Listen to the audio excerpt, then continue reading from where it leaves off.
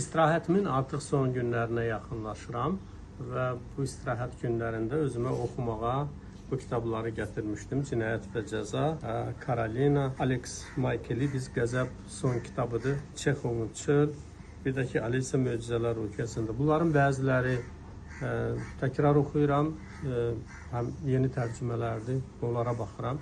Eyni zamanda özümün redaksiya işlərim var, tərcümə işlərim var, onları da görürəm. Demək olar ki, bütün günü otaqdan çıxmıram.